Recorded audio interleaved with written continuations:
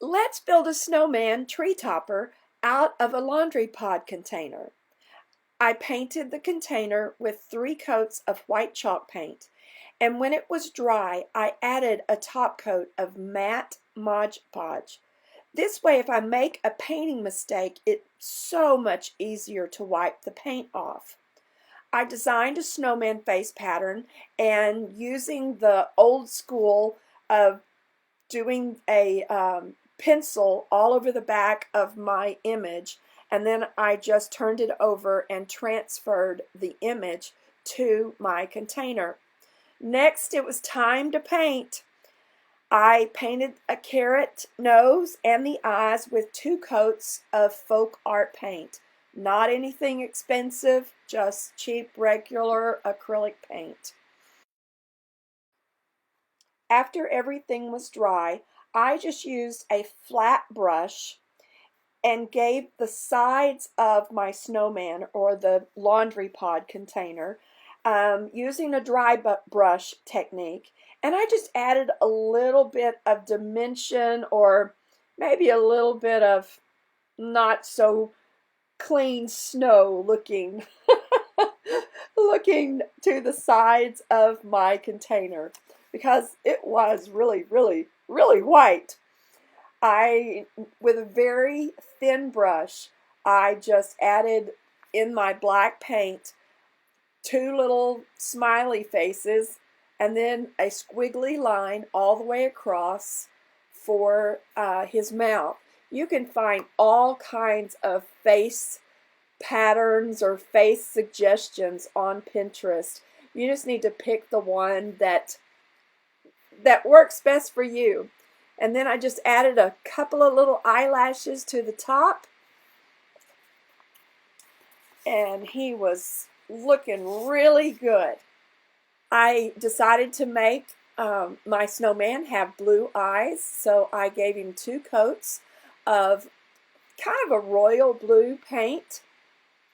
And then after that dried, I took my thin paintbrush and in black went all the way around the circle so that it finished up the bottom of the eyes.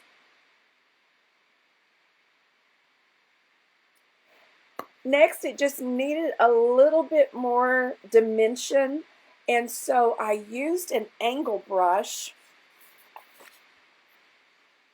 And all you need to do is, with your angle brush, the long side of the brush, just barely scrape it through the edge of your paint, and then you just go along where you want that shading to be. I had to add a little bit of brown to my orange because my orange just wasn't dark enough for it to show up. And then I did the same thing to underneath the eyes and underneath the mouth with some gray paint that all I did was I mixed a little bit of white in with my black and used it for that shading. As you can see here, I got my shading paint just a little too much on my snowman, and because I had used that layer of Mod Podge over my white paint, it just makes it so much easier to just wipe it off either with a towel, a rag, or a baby wipe, whatever you have. And it's just a great way to kind of help you if you're not real confident in your painting skills. Then I just added a little bit of some lines on the carrots because my carrots always have a little bit of grunge on them from the grocery store. I must apologize because I forgot to turn the recorder back on when I was making the hat. But I cut out 2 oval shapes and then 2 wonky square shapes. I cut a hole in the oval shapes that was just a little bit larger than the bottom of the pod container so that it could go over the top of the snowman.